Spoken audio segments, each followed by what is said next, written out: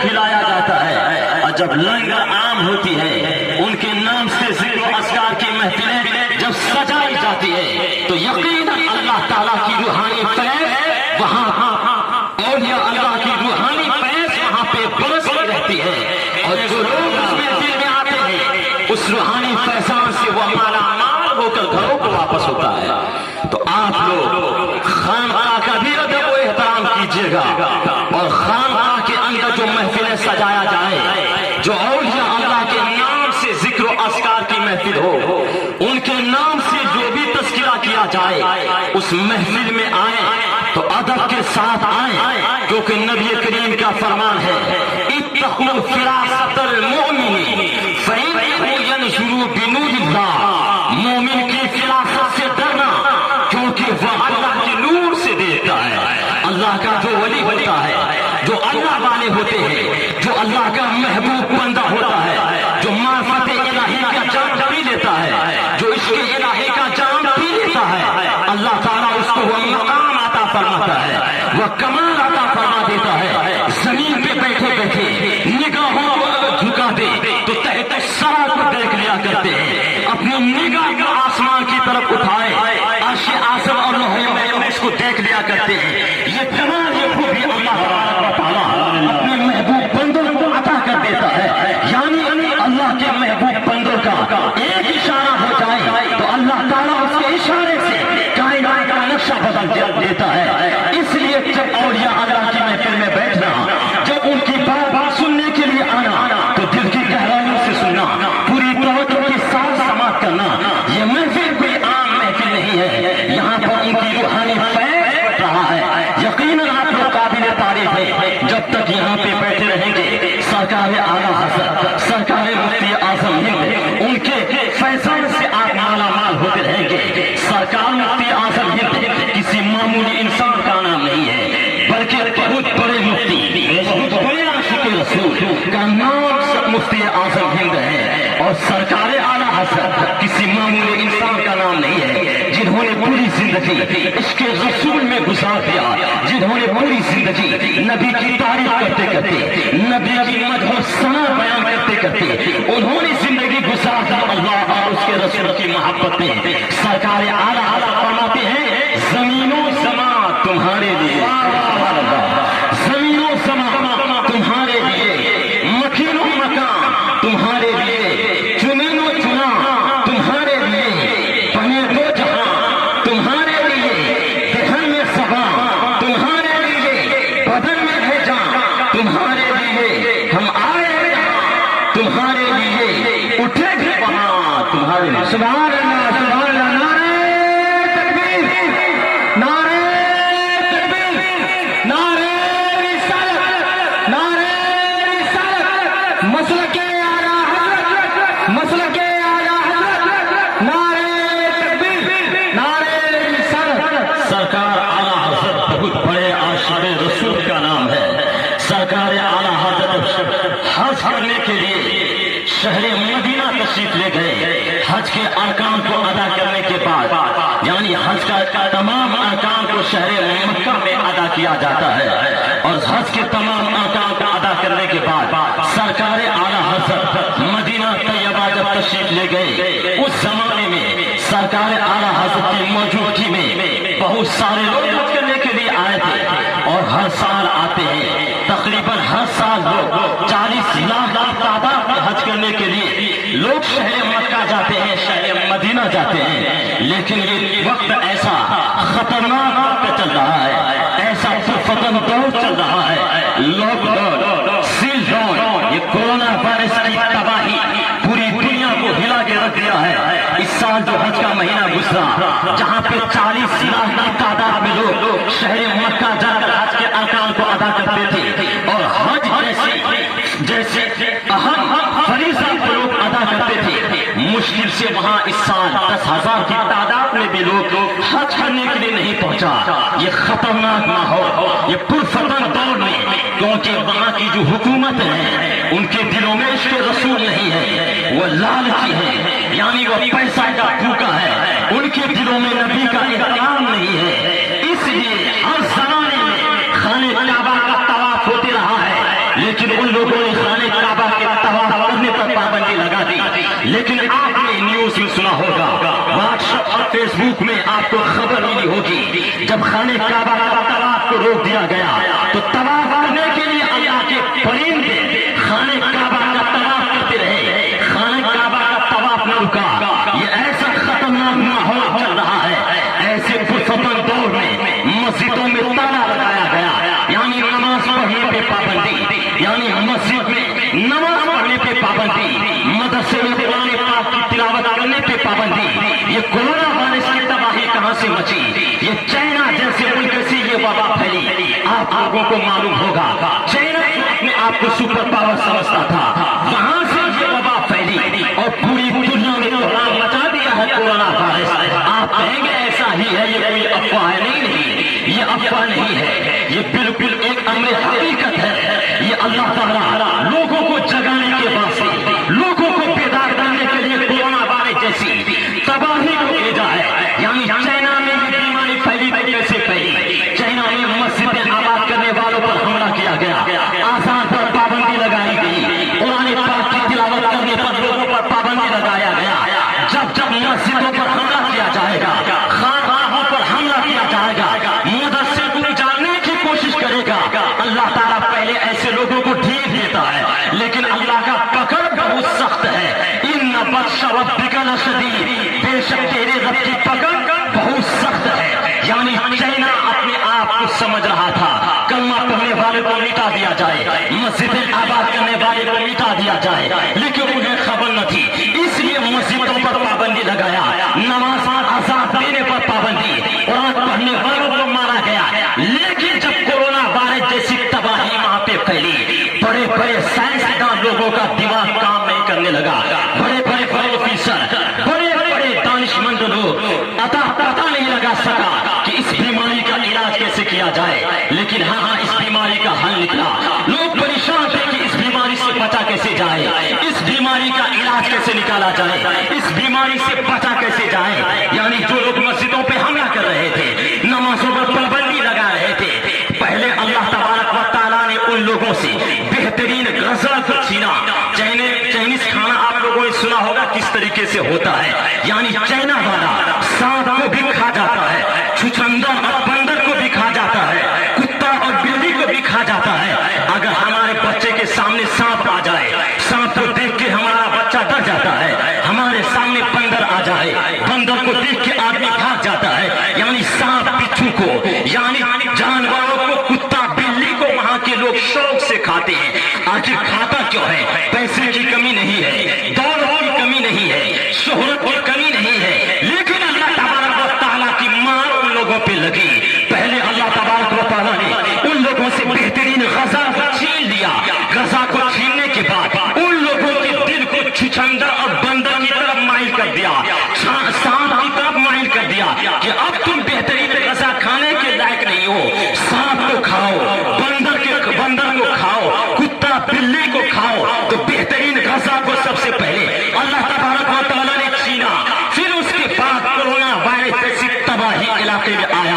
جب اس بیماری کا حل نہیں نکلا, ڈاکٹروں نے کہا کہ اس بیماری کا ایک ہی حل ہے کہ آدمی ہاتھ کو صحیح سے دھوئے رکھے, اپنے پیشانی کو صحیح سے دھوئے, صحیح طریقے سے کلی کرے, صحیح طریقے سے ناک کو صاف ستھرا رکھے, یعنی کپڑے کو پاک و صاف رکھے, اور ہاتھ پاؤں کو پاک و صاف رکھے. اس سے جو انسان ایسا کرے گا, اس وبا سے, اس کورونا وائرس جیسی تباہی سے آدمی بچ جائے گا. لیکن ان لوگوں نے یہ حکمت بتایا, یہ حکم نافذ کیا, لیکن ایسا پیغام جب ان لوگوں نے غور کیا تو کہا ایسا حکم تو مسجد میں آباد کرنے والے لوگوں کو دیکھتا ہوں. جب وہ نماز پڑھنے کے لیے جاتا ہے, سب سے پہلے وضو کرتا ہے, وضو کرنے سے پہلے وہ اپنے ہاتھ کو دھوتا ہے, وضو کرنے سے پہلے وہ کلی کرتا ہے, ناک کو صاف کرتا ہے, پیشانی کو دھوتا ہے, اپنے سر کا مسح کرتا ہے, ہاتھ کو دھوتا ہے. جس کے اوپر ہم نے پابندی لگائی تھی کہ نماز مت پڑھو, اب ان لوگوں نے نماز پڑھنے کا حکم دیا کہ پھر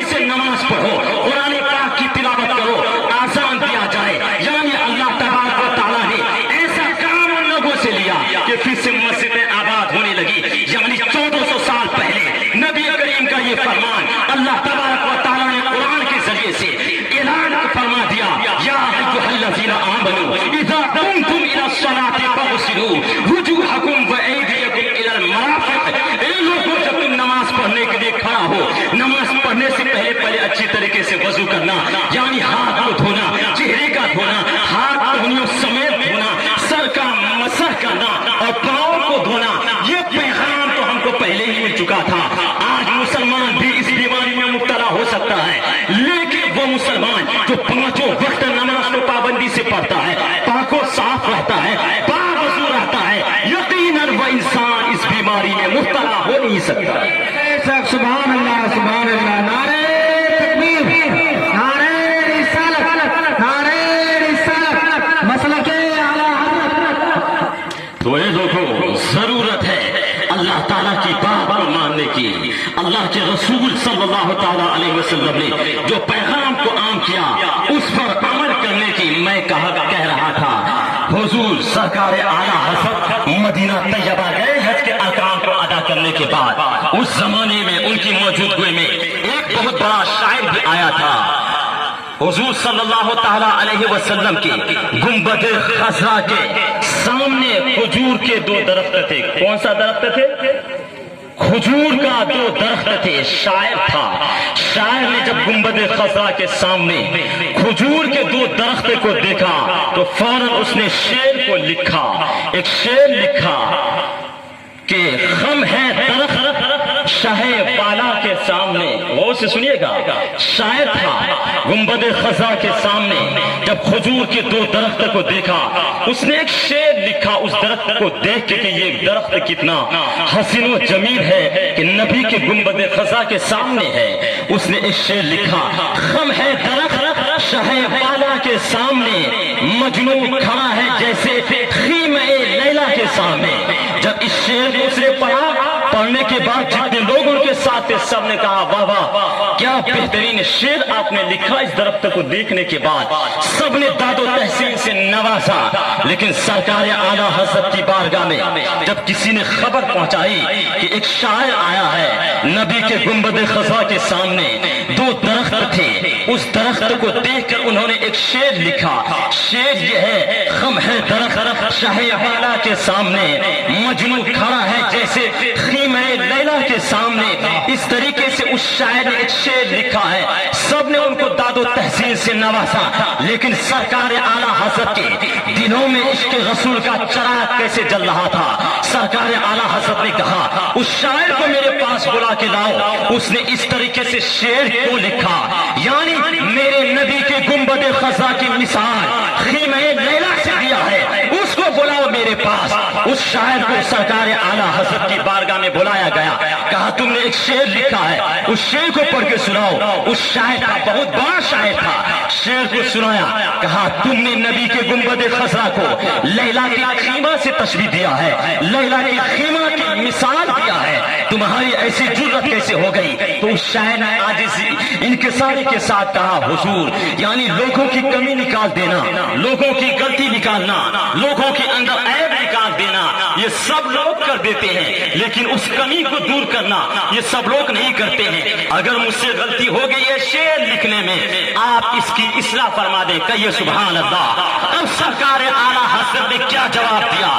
سرکار اعلیٰ حضرت جن کے ذہن و دماغ میں عشق رسول کا چراغ چل رہا تھا سرکار اعلیٰ حضرت نے کہا تمہارا پہلا مثلا صحیح ہے یعنی خم ہے درخت شاہ بالا کے سامنے یہ مثلا تو صحیح ہے. اس کے بعد جو تم نے کہا ہے مجنو کھڑا ہے جیسے خیمہ لیلا کے سامنے ایسا مت کہو.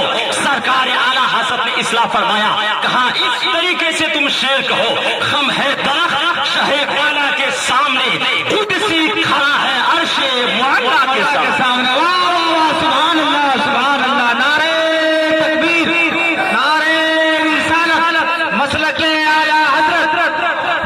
یعنی سرکار اعلیٰ حضرت نے گنبد خضرا کو دیکھنے کے بعد مثال دی عرش معلا کی کہ یہاں تو ہمیشہ 70,000 فرشتے صبح کے وقت آتے ہیں ہیں نبی کی بارگاہ میں درود و سلام پڑھنے کے لیے. شام کے وقت وہ چلے جاتے ہیں کہ شام کے وقت 70,000 فرشتے نبی کی بارگاہ میں آتے ہیں درود و سلام پڑھنے کے لیے. صبح کے وقت چلے جاتے ہیں. روزانہ یہی سلسلہ ہے اور قیامت تک یہ سلسلہ چلتا رہے گا.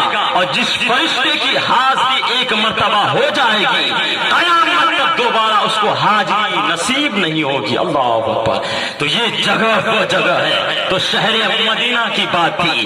سرکار اعلیٰ حضرت کے ذہن و دماغ میں عشق رسول کا ہمیشہ چراغ جلتا تھا اور ہمیشہ یاد رسول میں اللہ کی یاد میں مست رہتے تھے. میں قرآن پاک کی آیت کریمہ کی تلاوت کی ہے. یا ایھا الذین آمنوا اتقوا اللہ وکونوا مع الصادقین، جس کا سیدھا ترجمہ یہی ہوا اے ایمان والو اللہ سے ڈرو اور سچوں کے ساتھ ہو جاؤ. اب سچے ہیں کون لوگ سچے ہیں جن کے ساتھ ہم لوگ زندگی گزاریں، جن کی صحبت میں ہم لوگ بیٹھیں. آج ہم لوگ آپ اپنی عام بولی میں کہہ دیتے ہیں جس کے اوپر بھروسہ کرتے ہیں، جس کے اوپر ہم یقین کرتے ہیں وہی بے بھروسہ ہو جاتا ہے، وہی بے ایمان ہو جاتا ہے. بھروسہ کس کے اوپر کریں، کس پہ یقین کریں؟ اللہ کا فرمان ہے وَكُونُوا مَعَ الصَّادِقِينَ، سچوں کے ساتھ ہو جاؤ. تو سچے ہیں وہ لوگ انبیاء کرام کی جماعت سچوں کی جماعت ہے، شہداء کرام کی جماعت سچوں کی جماعت ہے، اولیاء اللہ کی جماعت سچوں کی جماعت ہے، پرہیزگاروں کی جماعت سچوں کی جماعت ہے. اللہ فرماتا ہے اے ایمان والو اللہ سے ڈرو اور سچوں کے ساتھ ہو جاؤ. یعنی جو اولیاء اللہ ہیں، جو اللہ کی یاد میں مست رہتے ہیں، جو اٹھتے بیٹھتے اللہ کی یاد میں زندگی گزارتے ہیں، جن کا چلنا پھرنا اللہ کی یاد میں ہوتا ہے، جو اپنی زبان سے غلط بات نہیں بولتے. کوئی گناہ سرزد ہو جائے تو اپنے گناہوں سے توبہ کر لے. ایسے لوگوں کی مجلس میں بیٹھو، ایسے لوگوں کی صحبت میں بیٹھو تو کامیاب ہو جاؤ گے. اس لیے اے لوگوں جب ہم اولیاء اللہ کی زندگی کا مطالعہ کرتے ہیں، جو اولیاء اللہ بڑے بڑے مرتبے پر فائز ہیں، یعنی بڑے بڑے مقام پر فائز ہیں، جن کا شمار اللہ کے ولیوں میں ہوتا ہے، جب ہم ان کی زندگی کا مطالعہ کرتے ہیں تو پتہ چلتا ہے انہوں نے سب سے پہلے علم دین سے اپنے آپ کو آراستہ کیا، قرآن پاک کی تعلیم سے اپنے آپ کو آراستہ کیا، حدیث رسول سے اپنے آپ کو آراستہ کیا. یعنی عالم فاضل بن جانے کے بعد پھر اس کے ذہن و دماغ میں یعنی معرفت الہی کا جام پینے کی چاشنی بڑھی، عشق رسول کا جام پینے کی جب چاشنی بڑھی تو سب سے پہلے وہ درس و تدریس کا کام شروع نہیں کیے، واعظ و نصیحت کا کام انہوں نے شروع نہیں کیا. آپ حضرت نظام الدین اولیاء محبوب الہی کی زندگی کا مطالعہ کریں. انہوں نے سب سے پہلے قرآن پاک کی تعلیم سے اپنے آپ کو آراستہ کیا، عالم فاضل بنے. عالم فاضل بننے کے بعد اپنے زمانے کے سب سے بڑے شیخ کامل، اپنے زمانے کے سب سے بڑے کامل حضرت بابا فرید بن گنج شکر رحمت اللہ علیہ کی بارگاہ میں گئے. ان کی خدمت کرتے رہے، ان کی صحبت میں بیٹھے رہے اور معرفت الہی کا جام پیتے رہے، عشق الہی کا جام پیتے رہے. جب معرفت الہی کا جام پی کر، عشق الہی کا جام پی کر مست ہو گئے پھر درس و تدریس کا کام آپ نے شروع کیا. یہی حال حضرت بابا فرید الدین گنج شکر رحمت اللہ علیہ کا ہے. جب آپ ان کی زندگی کا مطالعہ کریں گے، جب آپ ان کی سیرتوں کو پڑھیں گے تو حضرت بابا فرید الدین گنج شکر رحمت اللہ علیہ سب سے پہلے انہوں نے علم دین سے اپنے آپ کو آراستہ کیا، قرآن پاک کی تعلیم سے اپنے آپ کو آراستہ کیا. عالم فاضل بن جانے کے بعد یعنی اس پر عمل کرنے کے لیے تقویٰ جیسی دولتوں سے اپنے آپ کو مالا مال کرنے کے لیے غور کیا کہ کسی شیخ کامل کی بارگاہ میں رہ کر معرفت الہی کا جام پیا جائے، عشق الہی کا جام پیا جائے. تو اپنے زمانے کے سب سے بڑے شیخ کامل، اپنے زمانے کے سب سے بڑے ولی کامل حضرت خواجہ قطب الدین بختیار کاکی رحمت اللہ علیہ کی بارگاہ میں جا کر معرفت الہی کا جام پیتے رہے، عشق الہی کا جام پیتے رہے، ان کی خدمت کرتے رہے. جب معرفت الہی کا جام پی کر کے، عشق الہی کا جام پی کر کے مست ہو گئے پھر آپ نے درس و تدریس کا کام، واعظ و نصیحت کا کا کام، تبلیغ کا کام شروع کیا جب ہم بابا فرید الدین حضرت خواجہ قطب الدین بختیار کاکی رحمت اللہ علیہ کی زندگی کا مطالعہ کرتے ہیں تو پتہ چلتا ہے انہوں نے سب سے پہلے اپنے آپ کو قرآن پاک کی تعلیم سے آراستہ کیا، حدیث رسول سے آراستہ کیا، عالم فاضل بن جانے کے بعد قرآن پاک کی تعلیم سے اپنے آپ کو آراستہ کرنے کے بعد اپنے زمانے کے شیخ کامل، اپنے زمانے کے سب سے بڑے بڑے کامل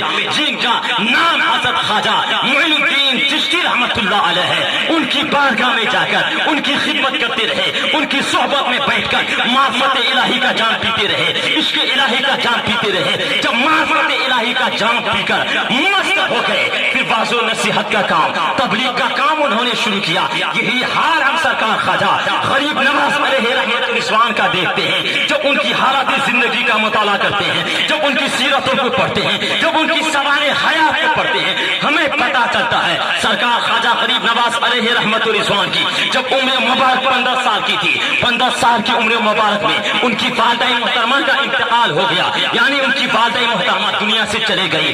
1 سال کا عرصہ نہیں گزرا پھر ان کے والد محترم کا بھی انتقال ہو گیا، یعنی 17 سال کے بعد وراثت میں جو چیزیں ملی تھی ایک پنچکی اور اس کے بعد دوسری چیز ایک باغ، اسی باغ کی نگہبانی کرتے اور اسی کے ذریعے سے اپنے ذریعے معاش کو تلاش کرتے اور اپنی زندگی کا گزر بسر کرتے۔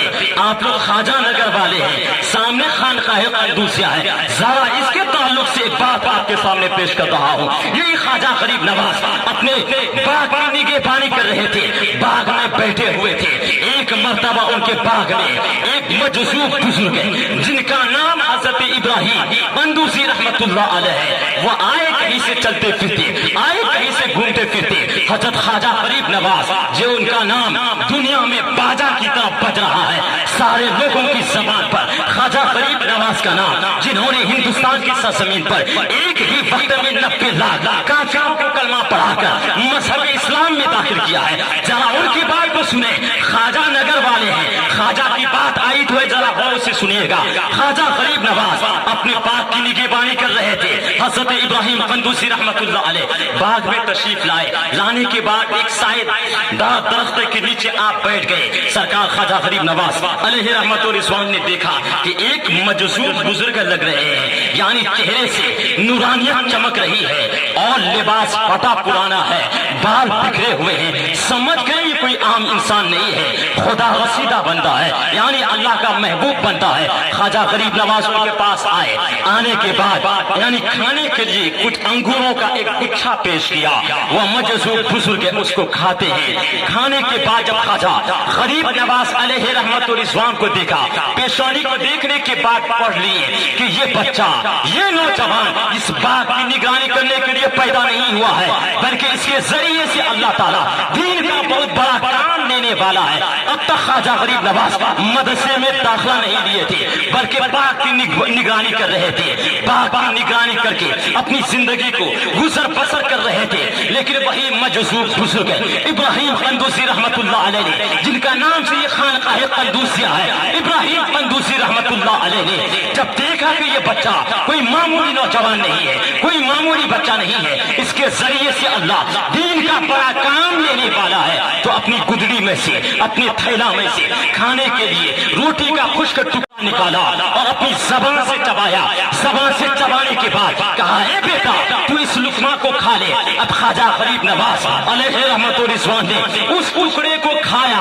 کھانے کے بعد خواجہ غریب نواز فرماتے ہیں، میری دل کی دنیا بدل گئی، میں نے ساری چیز کو اللہ کے نام پہ خرچ کیا، یعنی اللہ کے نام میں قربان کر دیا، اور علم دین حاصل کرنے کے لیے شہر بخارا تشریف لے گئے۔ وہی ابراہیم قندوسی رحمت اللہ علیہ ہیں جو خواجہ غریب نواز کے وستازوں میں بھی شمار ہوتے ہیں۔ خواجہ غریب نواز کو جو بلند مقام پر فائز کیے، بلند مقام پر یعنی ان کو جو پہنچایا، اس بزرگ کا نام ابراہیم قندوسی رحمت اللہ علیہ، اور انہی کے نام سے یہ خانقاہ قندوسیہ، یاد رہے گا نا، انہی کے نام سے کیا ہے یہ خانقاہ قندوسیہ ہے نا۔ بہت سارے لوگ نام صحیح سے نہیں لے پاتے، قندوسیہ بول نہیں پاتے۔ آج خانقاہ قندوسیہ کن کی طرف نسبت کرتے ہوئے صوفی ملت حضرت علامہ و مولانا الحاج غلام یاسین صاحب جو نام رکھے ہیں، یہی ابراہیم قندوزی رحمت اللہ علیہ کی طرف نسبت کرتے ہوئے یقیناً آپ ان سے محبت کریں گے اور یہاں پہ جو محفلیں ہوگی ان کا احترام کریں گے تو ابراہیم قندوزی رحمت اللہ علیہ جو اللہ کے محبوب بندوں میں جن کا شمار ہوتا ہے ان کے فیضان سے بھی آپ لوگ ہمیشہ مالا مال ہوتے رہیں گے. جب سے یہ خانقاہ بنا، جب سے یہ مدرسہ قائم ہوا، آپ اپنی نگاہوں سے دیکھ رہے ہیں بڑے بڑے علماء کرام آپ کے علاقے میں آ رہے ہیں، بڑے بڑے شاعر آپ کے علاقے میں آ رہے ہیں. یعنی ان کے بننے کے بعد بڑے بڑے علماء کا آ جانا، بڑے بڑے بزرگوں کا آپ کے علاقے میں آ جانا کتابوں میں آتا ہے. علماء بیان فرماتے ہیں جس علاقے میں عالم دین کا گزر ہو جائے، علماء ربانیین کا گزر ہو جائے، اس علاقے میں آنے والی وبا کو، آنے والی پریشانیوں کو اللہ دور فرما دیتا ہے.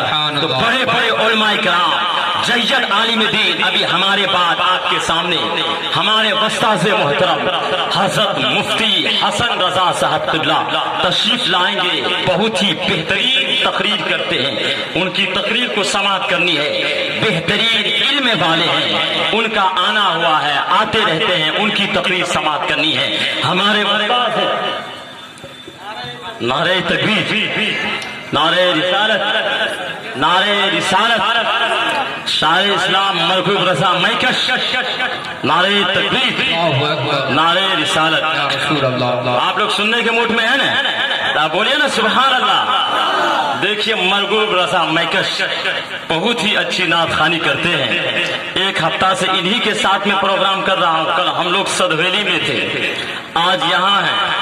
انشاءاللہ بڑی اچھی نعت خوانی سنائیں گے آپ لوگوں کو، اور آپ لوگ پوری بیداری کے ساتھ بیٹھے رہیں، مزہ آ جائے گا، ایمان جگمگا جائے گا.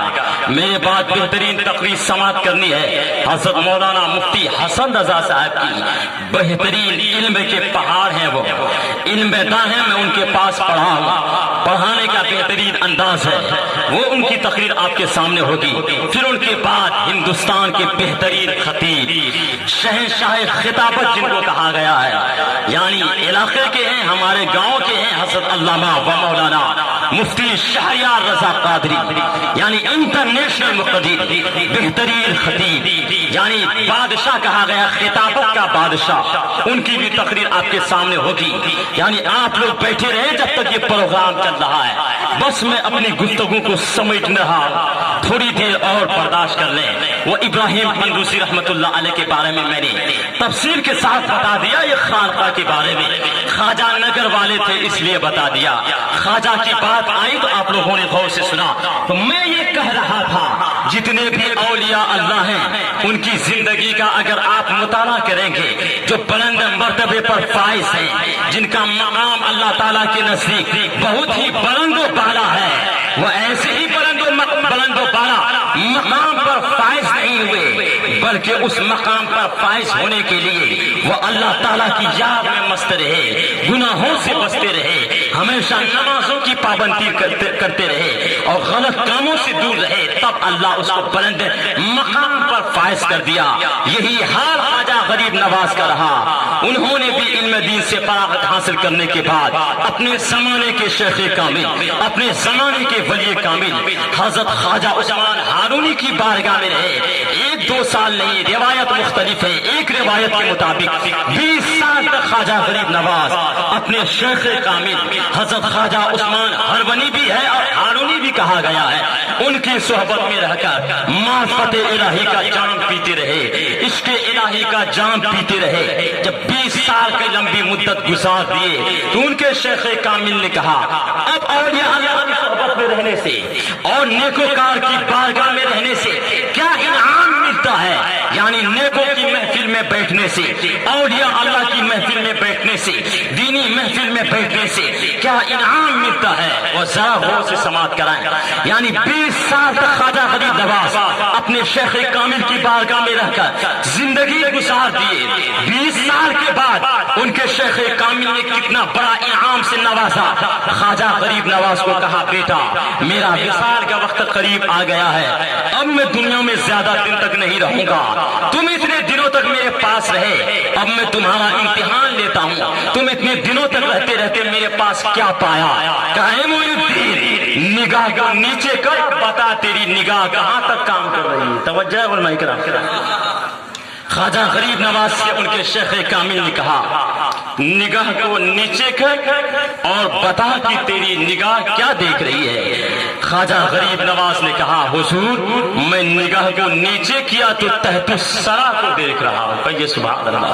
کہا بیٹا نگاہ کو اوپر کر، آسمان کی طرف دیکھ اور بتا تیری نگاہ کہاں تک کام کر رہی ہے۔ خواجہ غریب نواز نے نگاہ کو اوپر کیا، کہا حضور میں عرش اعظم اور لوح محفوظ کو دیکھ رہا ہوں۔ اللہ اکبر۔ کہا کہ میرے دو انگلیوں کے درمیان میں دیکھ اور بتا تمہیں کیا نظر آیا۔ خواجہ غریب نواز نے اپنے شیخ کامل کے دونوں انگلیوں کے درمیان میں دیکھا، کہا حضور میں 18,000 مخلوقات کو آپ کے دونوں انگلیوں کے درمیان میں دیکھ رہا ہوں۔ اللہ۔ کہا اے بیٹا تیری ضرورت یہاں نہیں ہے، تو اجمیر چلا جا، وہاں جا کے دین کا کام کر۔ اب خواجہ غریب نواز جب معرفت الہی کا جام پی کر اجمیر کی سرزمین پہ آئے تو ایک ہی وقت میں ان کے ہاتھ میں کتنے لوگوں نے کلمہ پڑھا؟ 90 لاکھ لوگوں نے کلمہ پڑھا۔ تو خواجہ غریب نواز کا احسان ہے ہندوستان کے لوگوں پر، ہندوستان کے مسلمانوں پر، ایک ہی وقت میں 90 لاکھ کلمہ پڑھا کر کے مذہب اسلام میں کافروں کو داخل کیا اور اسلام کے پرچم کو بلند کیا۔ اور سرکار اعلیٰ حضرت کا احسان یہ ہے کہ بہت سارے مسلمانوں کو بے ایمان اور گمراہ ہونے سے بچا دیا۔ یہ احسان ہے خواجہ غریب نواز کا اور سرکار اعلیٰ حضرت کا۔ باتیں کافی ہو چکی ہے، باتیں کرنے کے لیے تو بہت ساری باتیں ہو سکتی ہے، لیکن وقت کا خیال کرنا ہے۔ 1:40 پر کل شریف ہوگا اور بڑے بڑے علماء کرام موجود ہیں، ان کی تقریر سماعت کرنی ہے۔ بس اتنا یاد رکھیں اے لوگوں، جاتے جاتے پیغام دے رہا ہوں، یہ دنیا چند دنوں کی زندگی ہے، دنیا میں آ کر کوئی ہمیشہ نہیں رہا ہے۔ ایک دن سب کو دنیا چھوڑ کے جانا ہے۔ بڑے بڑے بادشاہ آئے، اکبر بادشاہ آئے، جہانگیر بادشاہ آئے، تاج محل بنانے والے آئے، سارے لوگ چلے گئے۔ فرعون آیا، شداد آیا، نمرود آیا، قارون آیا، بڑے بڑے دولت مند تھے یہ لوگ، لیکن دنیا میں نہ رہ سکا، دنیا چھوڑ کے جانا پڑا۔ آج ان کا نام و نشان دنیا سے مٹ گیا، کوئی ان کا نام صحیح سے نہیں لیتا ہے، جو نام لیتا ہے تو مذمت کے ساتھ اس کا نام لیتا ہے۔ لیکن جن لوگوں نے اللہ کی یاد میں زندگی گزاری، جن لوگوں نے نمازوں کو پڑھتے رہا، غلط کاموں سے دور رہا، امام حسین رضی اللہ تعالی عنہ کو پردہ کیے ہوئے دنیا سے وصال کیے ہوئے 1400 سال کا زمانہ گزر گیا، لیکن محرم الحرام کا مہینہ آ جائے ہر بچے کی زبان پر امام حسین کا نام، سرکار اعلیٰ حضرت کو وصال کیے ہوئے آج 100 سال کا عرصہ گزر گیا، لیکن جیسے ہی 25 سفر اور سفر المظفر کا مہینہ آتا ہے ہر بچوں کی زبان پر اعلیٰ حضرت کا نام، مسلک اعلیٰ حضرت کا نعرہ، جگہ جگہ پہ اعلیٰ حضرت کے نام سے محفلیں۔ آخر ایسا ہوتا کیوں ہے؟